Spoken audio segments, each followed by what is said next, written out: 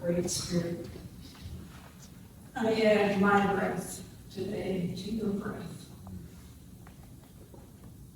And may all I say and all I think be in harmony with you, God within me, God beyond me, maker of the trees.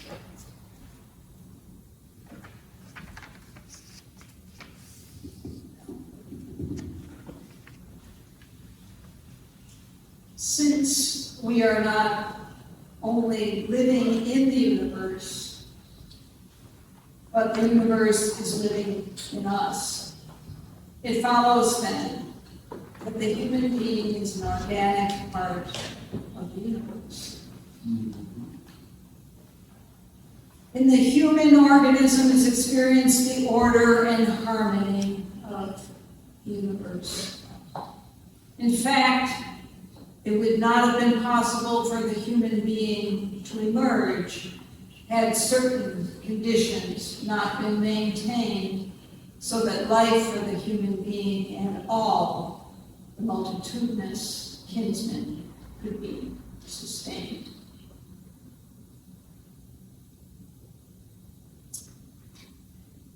That Howard Thurman,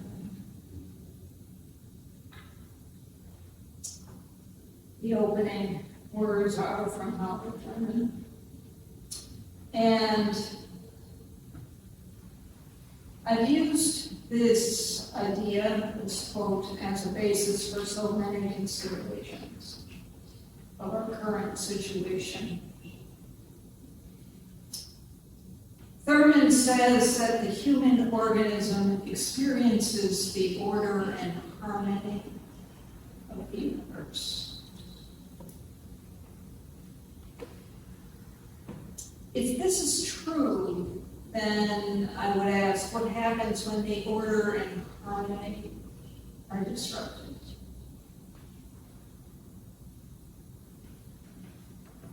It is, I think, the recognition that we do not actually exist in any separate sense. We are more of an accumulation of beings, bacteria, viruses, fungi.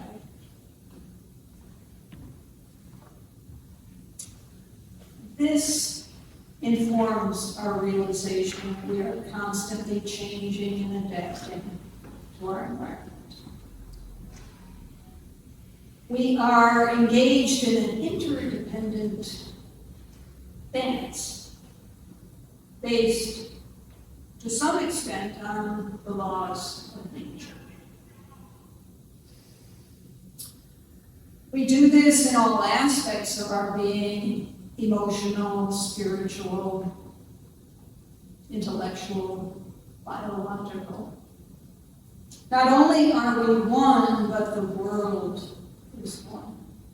We are indeed an organic part of the universe, of everything that is.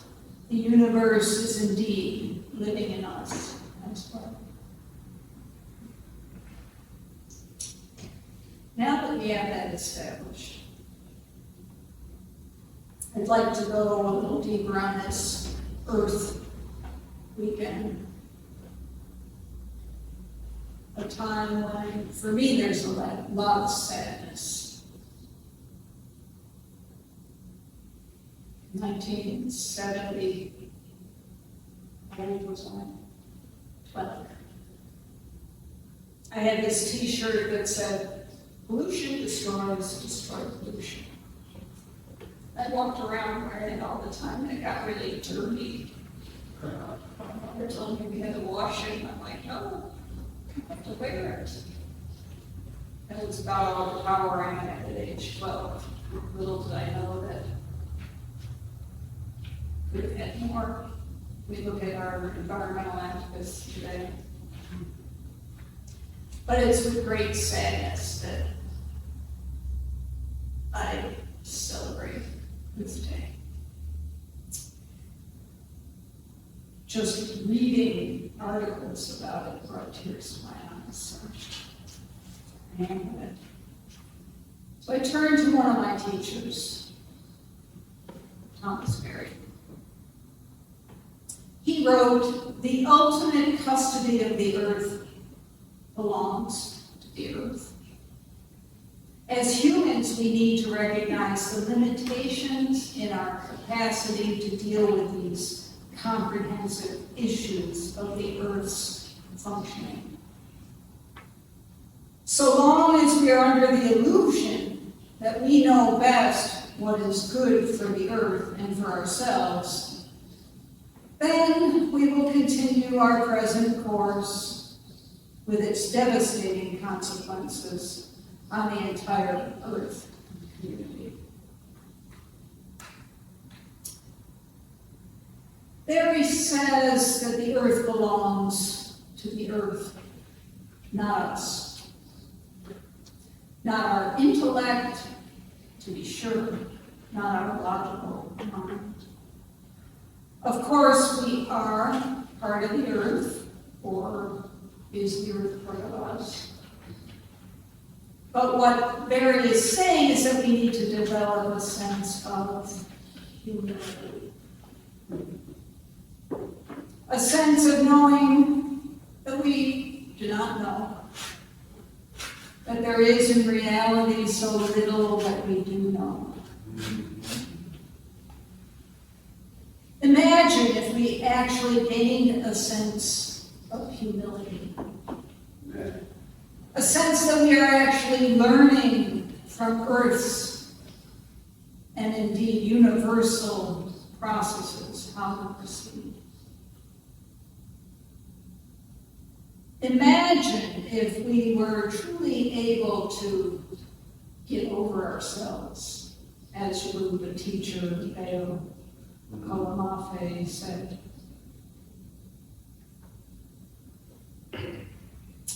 Barry continues. The earth will solve its problems, and possibly our own, if we will let the earth function in its own ways. We need only listen to what the earth is telling us. Well,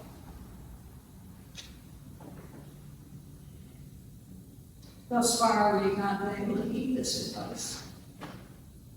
We've not been able to let the earth function in its own way. We've not honored our own home enough to listen. Are we even capable of truly listening to the earth? In order to hear the earth, we have to learn to stop.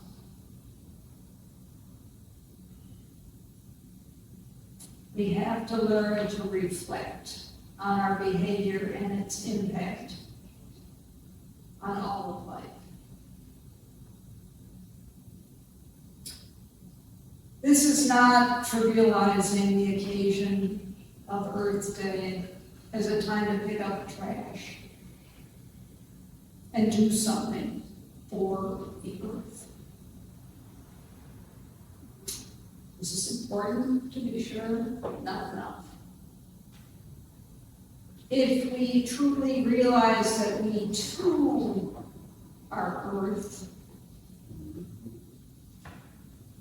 we are capable of observing and learning from the way that earth functions. In plants, in animals, earth's processes,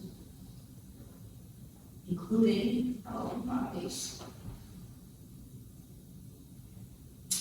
There is evidence that the cells, microbes, and various parts of our own bodies can, at least to some extent, be persuaded to heal.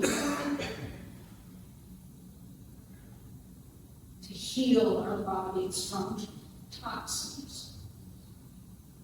And even in some cases, to adapt to these toxins.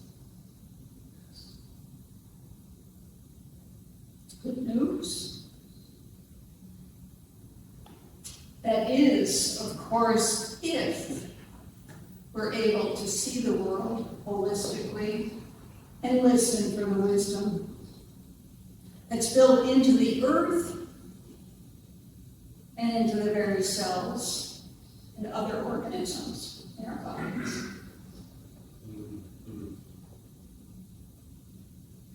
And these processes are certainly not static. We know that. It is true that our day-to-day lives make it difficult to comprehend things on Earth's timeline. Even on the timeline of our own bodies. Evolutionary time has been so difficult to comprehend that it took until 1859 when Darwin's theory became more accepted. And of course, we know that others have talked and written about this theory before then, but even now, there are those that state that they do not believe in evolution at all. I know some of them. The theory that Benton has also evolved and continues to evolve at bottom states that all life is changing. It changes in reaction to its environment. In short, it adapts. We find this in various plant and animal species and in our own genetic material. The realization that this genetic material does not actually work the way we thought it did. It's genes, hardwired genes, that determine health and wellness. Instead, we found that genes are deeply affected and changed by what happens to them, to us, in terms of physical, emotional, social, I would say spiritual realities. We are, in effect, always susceptible to change. Still, it's often assumed that there is a basic structure that remains the same. This is often seen as building blocks, perhaps in the laws of nature.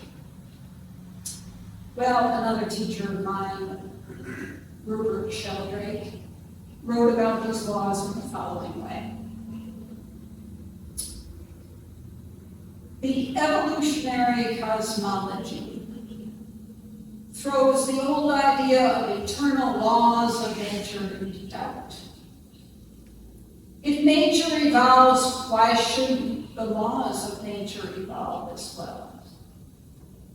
How could we possibly know that the laws that govern you and me, the crystallization of sugar, the weather, and so on, were all there at the moment of the Big Bang? In an evolutionary universe, it makes more sense to think of the laws of nature as evolving too. I think it makes even better sense to regard the regularities of nature as more like habits. And the habits of nature evolve. Instead of the whole universe being governed by an eternal mathematical mind, it may depend on an inherent memory, a memory in nature. Well, Sheldrake speaks of evolutionary cosmology, a recognition that all is evolving. To me, this is incredible, hopeful news. Instead of the idea that laws, or as Sheldrake says, habits are permanent and set in stone, they're always in the process of changing and adapting. this mean that the earth could, as Barry says, solve its problems? Could we, in concert with the earth, solve some of our self-imposed assaults, even on our own bodies? Well, I'm not sure we can go that far, but there is evidence that we can change and adapt if we pay more attention to these habits, these processes. If we honor these habits as the work, I would say, of the Spirit, a mysterious, holistic, ever-changing way.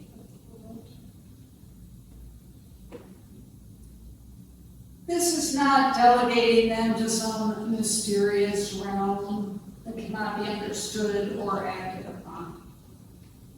This is to be informed at each moment by the Spirit in our lives.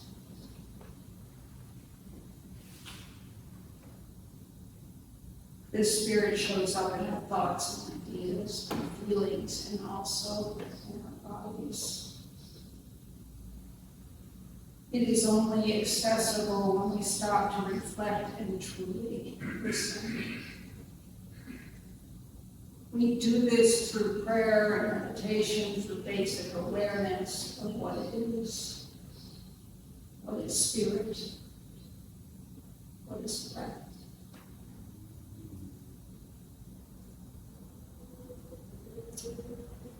I'm always tempted to lapse into a breathing exercise, and I think we'll do a quick one here.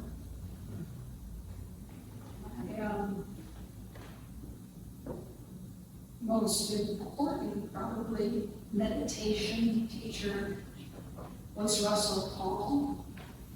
When I was in school, he was one of my teachers.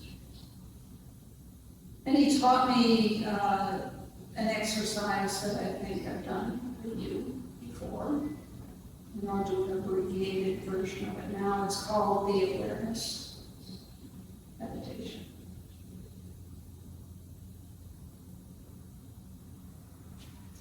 It's about paying attention to the here and now and the breath and connecting with our bodies.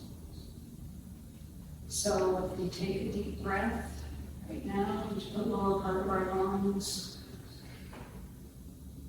notice our connection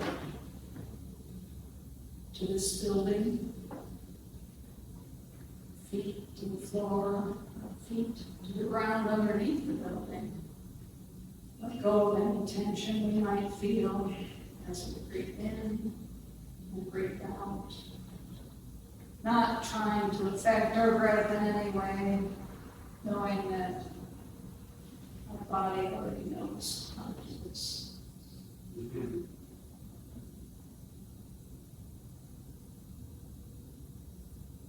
We focus our attention on the energy in our head region, crown chakra, connects us with the heavens, with the lofty space.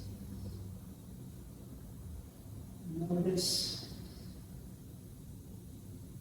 what we feel in this area of our body.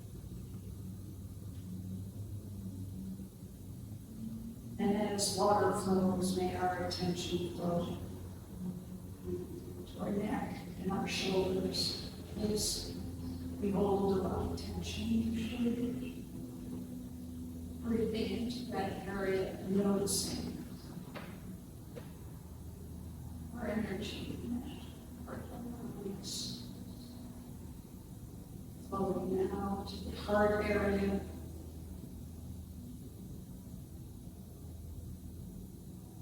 Imagining the neural network that's present there,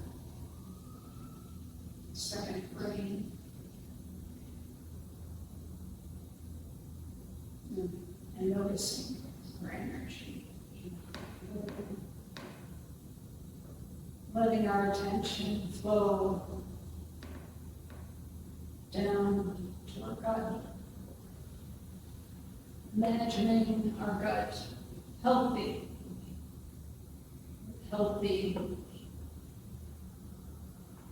microbes.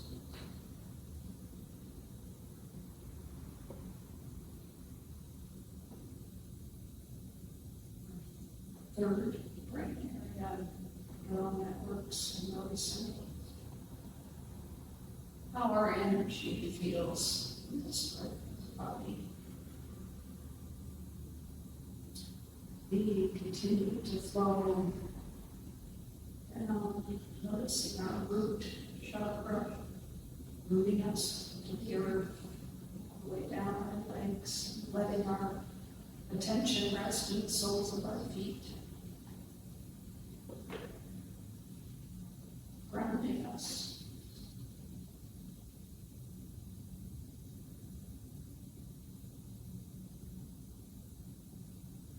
Water flows back up the body, noticing all of the different areas and our energy in each of those areas.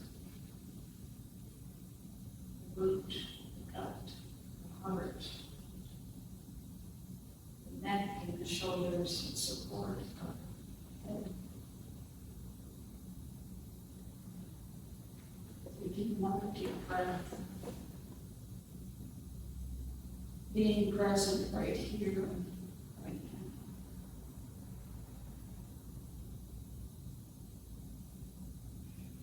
And back to the room, being aware of this community that's gathered here.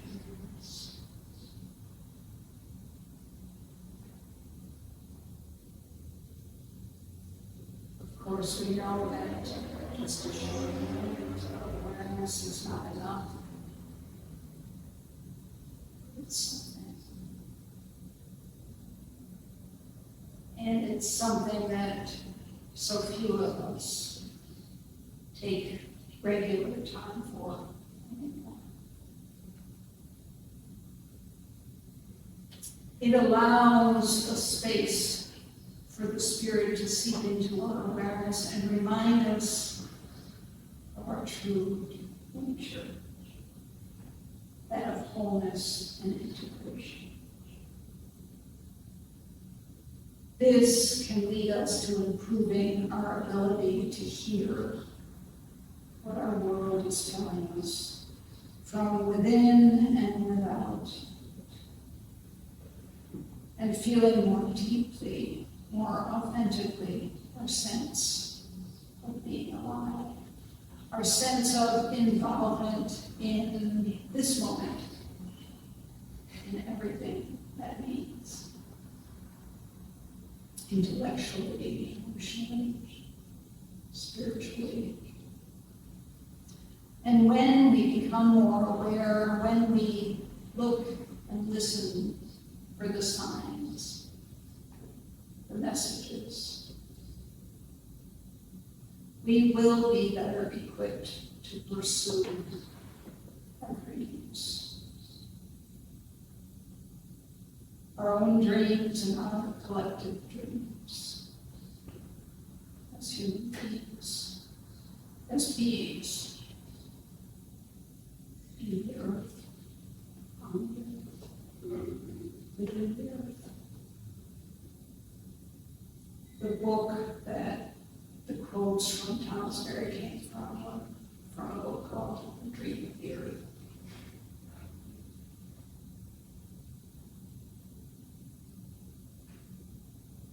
Thurman spoke of dreams. Dreams as messages that we need to become aware of. He also said, saddle your dreams before you ride them. He writes, it is the nature of dreams to run riot, never to wish to contain themselves within limitations that are fixed. Sometimes they seem to be the cry of the heart for the boundless and the unexplored. Often they're fashioned out of longings too vital to die, out of hankerings fed by hidden springs in the dark places of the spirit. Often they are the offspring of hopes that can never be realized and longings that can never find fulfillment. But all their meaning need not be exhausted by such harsh judgment. The dreams belong to us. They come full-blown out of the real world in which we work and hope and carry on. Our dreams must be saddled by the hard facts of our world before we ride them off into the stars. Thus, they become for us the bearers of the new possibility, the enlarged horizon, the great hope. Even as they romp among the stars, they come back to their place in our lives, bringing with them the radiance of the far heights, the lofty regions, and giving to our days the lift and the magic of the stars.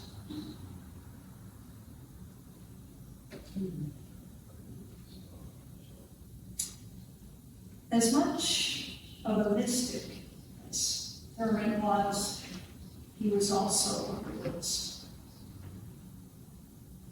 He was, I think, deeply in touch with reality. He seems to have always been studying something with the apparent goal of healing, of giving to each person's days a deeper relationship and companionship with all life.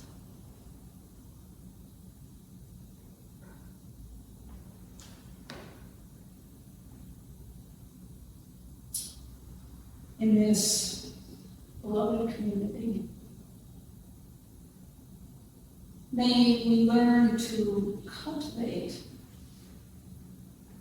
awareness so that we can envision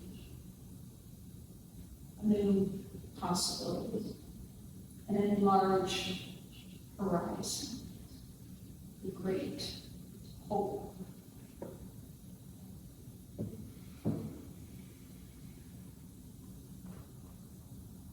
And may this promote healing in ourselves and healing